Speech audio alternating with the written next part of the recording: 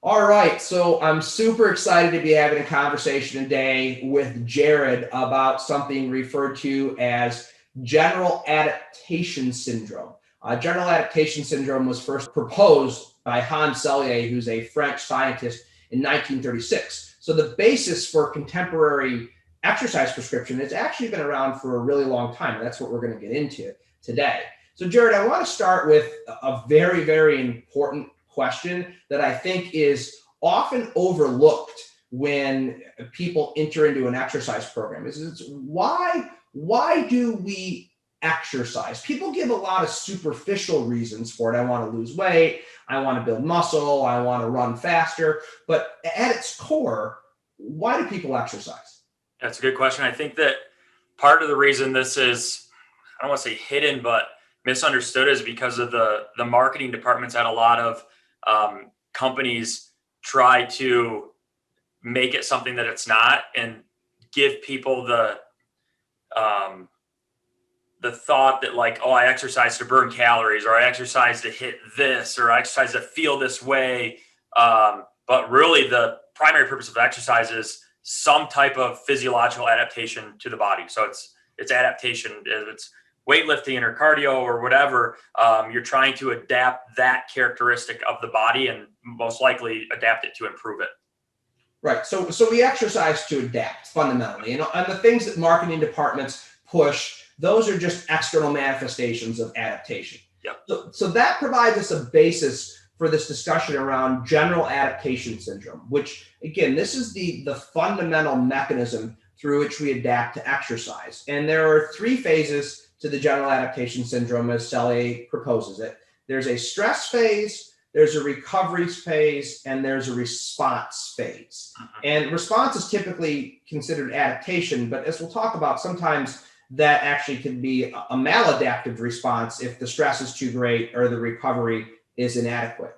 So let's start with stress first, Jared. How would you define a stress?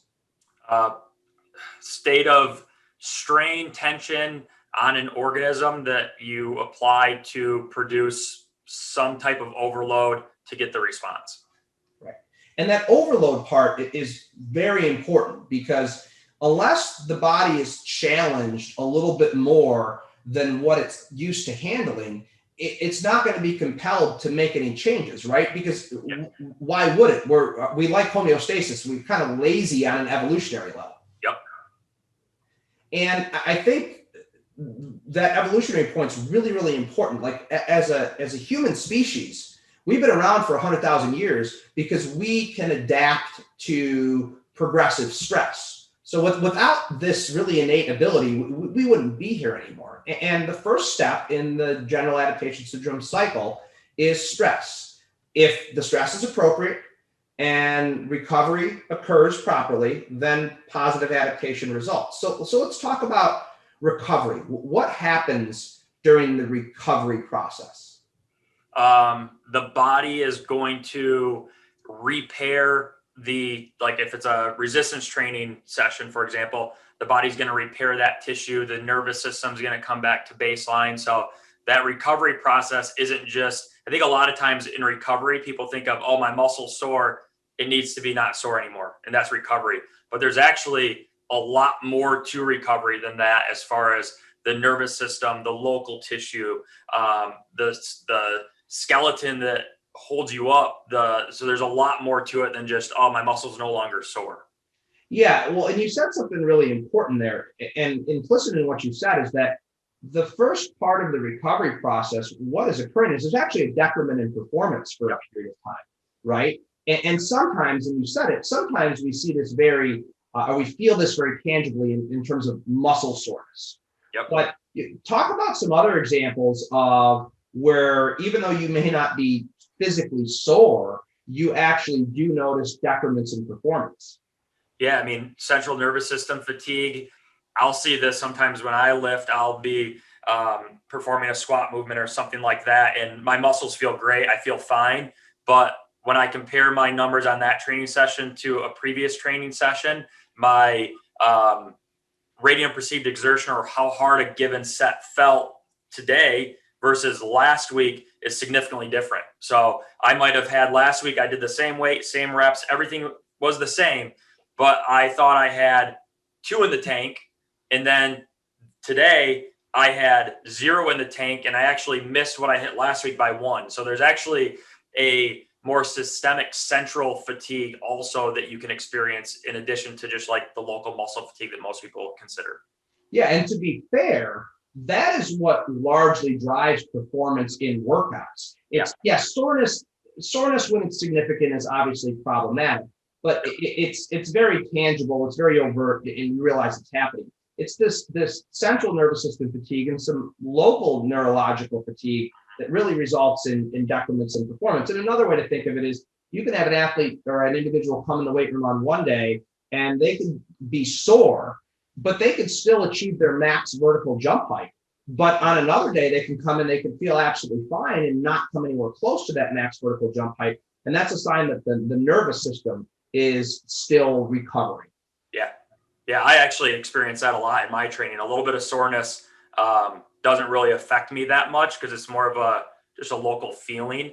But I see bigger decrements in performance, and I see this in clients as well.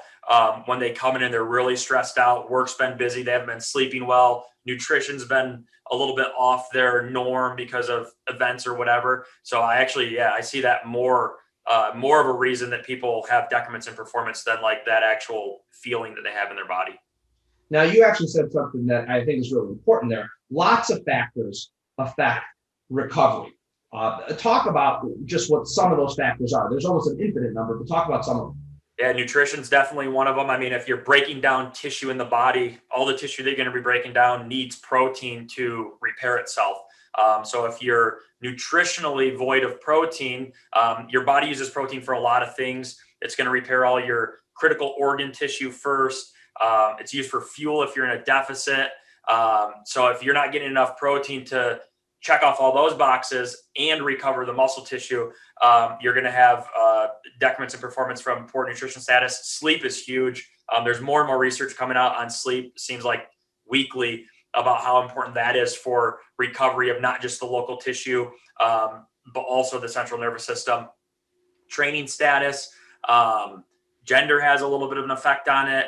The degree of overload that you're applying to the body, and then genetics obviously are intertwined in there as well. So, and all that type of stuff is, I think a lot of people try to be like, oh, it's definitely my nutrition. It's most likely all of it to some degree. Like those things are on sliding scales, and sometimes it might be more nutrition, sometimes it might be more sleep, but probably all of that stuff is playing some degree of a role in recovery. Yeah. And let's be honest here, with the general population that most of us work with, and even the non-elite athlete population, recovery is not a strong emphasis of their routine. Yes, there are the athletes of the world who are first, they're genetic outliers, and then they optimize their sleep, they optimize their nutrition, they're optimize the overload they place in the body, and because of that, their recovery is, in quotes, optimized. But the general population doesn't have great genetics. They have poor nutrition status. Sleep tends to be interrupted. So this recovery process is tenuous at best with a general population individual. And here's the important thing. You do not adapt. So let's go back to what you said earlier. The reason we exercise is to adapt. You do not adapt until you've recovered. So understanding that recovery has to take place in order for adaptation to occur is critical. And so let's assume that we've placed an appropriate stress in the body. We've allowed for appropriate recovery to take place. Hopefully at that point, we get a positive response, which we refer to as an adaptation. Or in some cases, if we don't recover fully or the level of stress in the body is inappropriate, then we get a negative response. Sometimes that could be no change. Other times that could actually be a decrement where people can get overreached or overtrained. Now, it's beyond the scope of this short conversation to really dive into that. So what I want to do now is I want to get into the very practical applications of this. And the first thing I want to talk about, because it's the first thing that we said with regard to adaptation, was stress and this concept of overload. Let's talk a little bit about the concept of general progressive overload. Yeah. So the kind of the variables that you're looking at there are going to be duration, volume. So volume is the number of sets you do, the number of reps you do, or the load that you apply. So it's just a simple multiplication math equation to get your total volume. Frequency, how many days you work out in a given unit of time, the interval of rest that you have between those workouts, and then intensity, which is essentially how hard you're working out, how close you're going until you fail. So to give an easy example, barbell bench press, a really intense bench press, maybe you go to 10 reps of 200 pounds and you, on that last one, it's so slow getting up that when you rack it, you know, if you went down for one more, you're going to fail. So that's a really intense. Whereas if you went to 10 on that 200, but you had 5 left in the tank, that's a little bit less intense. So those are really the 3 variables that you're going to modify when you're looking to apply some level of overload. Yeah, right. And there's interplay between these variables. And we're going to talk about this in a couple minutes, but typically we're not increasing all the variables at the same time because that would be way too much of a stress. So we have general progressive overload, which basically states that by some intersection of increasing duration or volume, frequency and intensity, we can place a stress in the body that's a little bit harder than what it's used to in order to compel adaptation. So we have that. And then we also have this concept of specificity, which, just to talk on it quickly, is that a specific stress elicits a specific type of adaptation. Meaning, if I want to improve my muscular strength, I'm not going to do that very effectively by doing sets of 15 to 20 reps of really, really low weights. However, I will do that very effectively by doing sets of 1 to 6 repetitions per se. So we have to realize that overload is specific to the stress that's being applied to the body. Now, the cool thing about that is that you can work out a lot in 1 week, but place different stresses on the body. So like an example could be like Monday, you could do a workout that's more strength-based, and Tuesday, you could do a workout that's more endurance-based, and you would actually be recovering from the strength workout on Monday because of that Tuesday workout, right? Yep. And so that's important. And then the other thing I think we forget, although this is it's so common sense that we don't even talk about it sometimes, it is the concept of reversibility, or use it or lose it, which means you apply the stress to the body adapts. You take that stress away, the body's going to regress back to where it started. And then all of this occurs in the context of individual differences, training status and genetics and things like that. So progressive overload, specificity, reversibility, and individual differences. These 4 things are collectively known as training principles. And before we started this discussion, you said something to me about this that I think is particularly keen to bring up for everyone that's listening, about the difference between someone who's just starting prescription and then someone who's been prescribing for a while. Talk on that for a second. Oh, yeah. I mean, these are things that this is like the foundation of these principles. There's a lot more to this than what you see here. So we're talking about the basics. There's books written on this that are 300 pages long that go into each of these variables in such detail from a overload perspective, or from an effective dosage. And then there's a range of effective dosage. And then once you break that, and there's an amount of recovery, the stimulus to recovery ratio. So there's a lot more to it than what is here. But this is definitely the foundation that needs to be set to understand all of those concepts beyond this. Yeah, and I think that the funny thing that we were talking about was, for someone who's been prescribing workout programs for a while, these just sit in the background of our mind, and we automatically know how to fulfill these things because we've been doing it for a while. I mean, look, you've been doing this for over 12, 13 years now. I've been doing this for over 22 years at this point. So like we automatically realize how to fulfill overload, specificity, reversibility, and consider individual differences. Yep. For someone who is more novice at prescribing, you actually have to make sure you're filtering things through the lens of these different training principles. And I say that for those who are listening, just to say, hey, it's probably a good idea as you're prescribing to say, how am I fulfilling overload? How am I fulfilling specificity, reversibility? How am I considering individual differences? Yep. Because people make errors in prescription. Like the reality is, clients don't adapt to exercise, in part because sometimes they're not working hard enough or they're not adherent or compliant, but other times because we fail on a prescriptive level. So sometimes we fail to prescribe progressive overload properly. We either prescribe not enough and they don't adapt, or we prescribe too much and that causes injury. Now, on the flip side, sometimes we fail to consider recovery.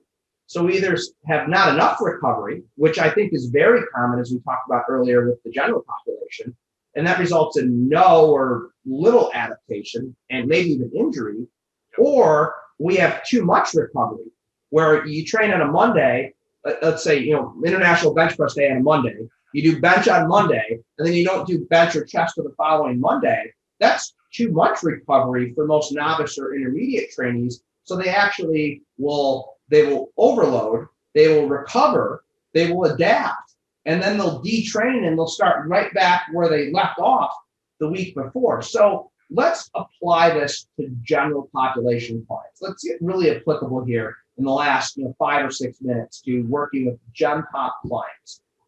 Talk about how this applies to the novice or low-level intermediate trainee that can tend to be an inconsistent exercise, which makes progression difficult.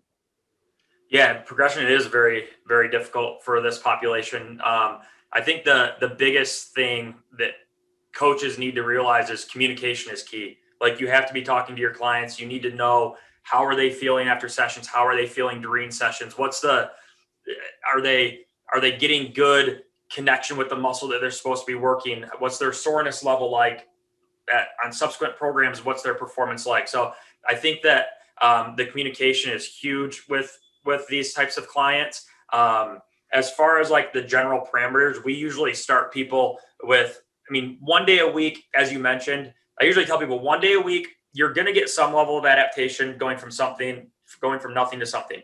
2 days a week's that kind of like sweet spot where you get a much more robust adaptation if you can go Monday, Friday instead of Monday. And then 3 days per week for a newer person, they might get a little bit of a benefit. You'd have to obviously manipulate training variables a little bit so you're not giving them too much. But I think that sweet spot is really 2 days a week to give optimal stimulus and then also optimal recovery. Yeah, perfect. And to be clear, in this particular case, we're talking about resistance training. Cardiovascular training or endurance, even muscular endurance-based strength training can be done on a slightly greater frequency. So kind of what you said is something is better than nothing. Yeah.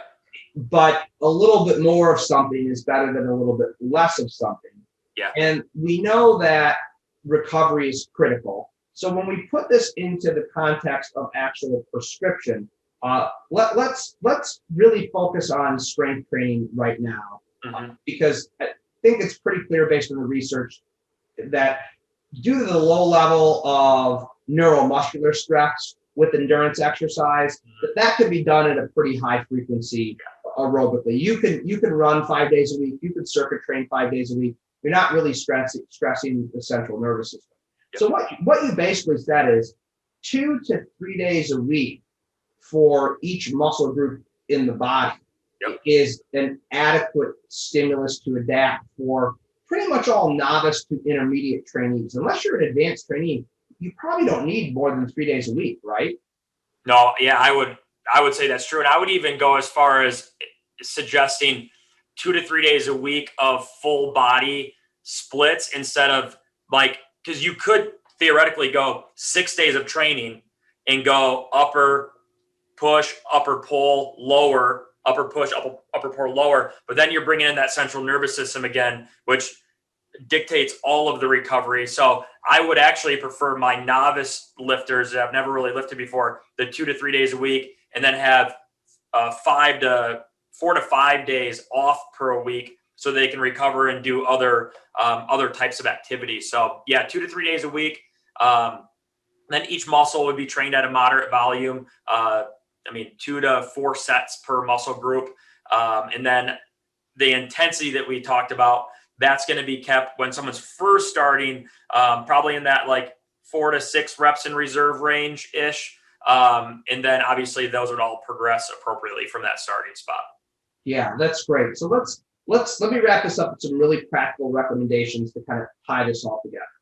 For an individual who is strength training, at the novice or intermediate level, which I'm going to say represents 98% of general population clients, 2 days a week of full body strength training is more than adequate, provided that you're inducing progressive overload to see continual changes. Maybe you can go up to a third day a week, but actually, and you said this, that much more than 3 days a week of strength training for a novice or intermediate level trainee can actually be counterproductive because it can short circuit that recovery cycle that ultimately leads to adaptation.